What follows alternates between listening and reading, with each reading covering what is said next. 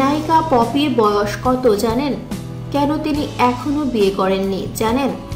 Sadika Parvin poppy, জন্ম 10 September 1979 সাল। Poppy নামে পরিচিত।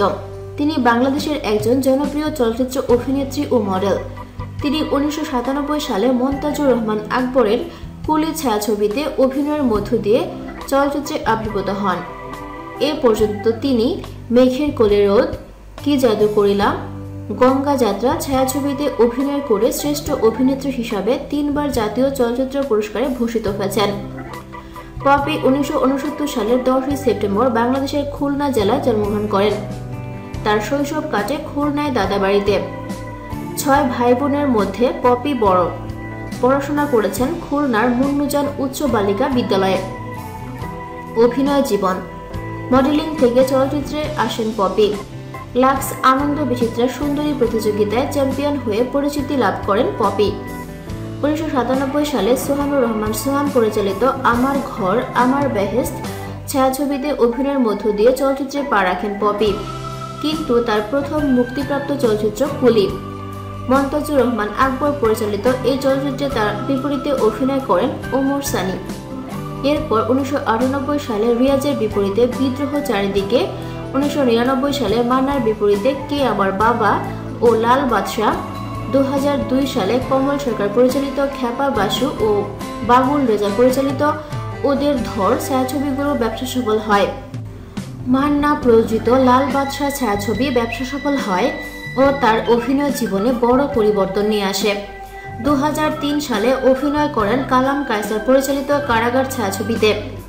এতে এক টোকাই চরিত্রে অভিনয় করে প্রথমবারের মতো শ্রেষ্ঠ অভিনেত্রী হিসেবে জাতীয় চলচ্চিত্র পুরস্কার লাভ করেন।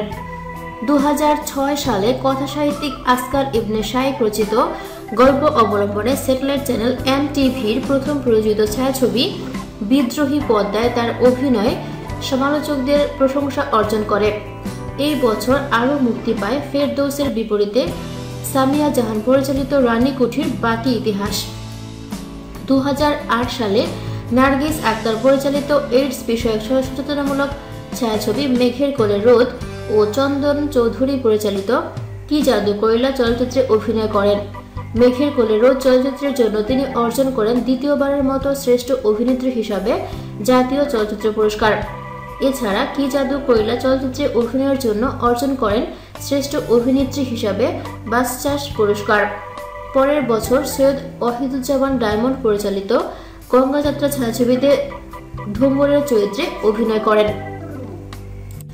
এই চলচ্চিত্রের জন্য তিনি তৃতীয়বারের মতো শ্রেষ্ঠ অভিনেত্রী হিসাবে জাতীয় চলচ্চিত্র পুরস্কার পান। এছাড়াও পান টানা দ্বিতীয়বারের মতো বাচসাস পুরস্কার।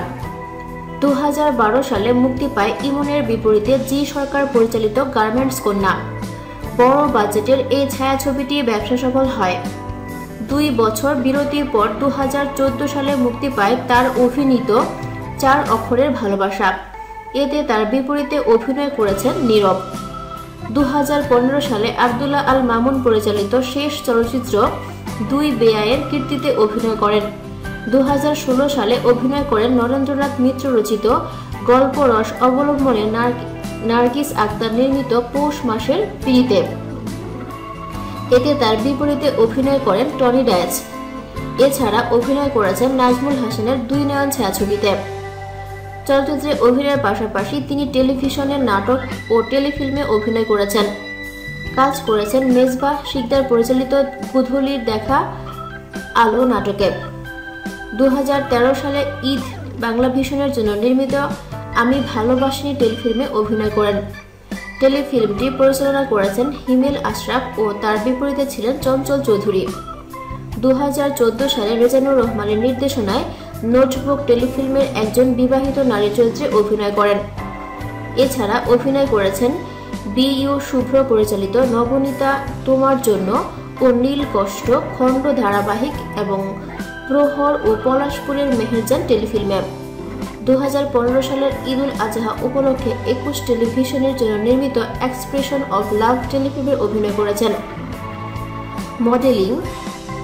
2015 সালের শেষের দিকে 1 বছরের চুক্তিতে রোমানিয়া বিস্কুটের ব্র্যান্ড অ্যাম্বাসেডর হন। এ সময় তাকে মোহাম্মদ মোস্তফা কামাল রাজের নির্দেশনায় রোমানিয়া বিস্কুটের বিজ্ঞাপনে দেখা যায়। ভিডিওটি ভালো লাগলে লাইক প্রেস করুন এবং শেয়ার করে সবাইকে দেখার সুযোগ দিন। পরবর্তী আপলোড পেতে চ্যানেলটি সাবস্ক্রাইব করে আমাদের সাথে থাকুন। ধন্যবাদ।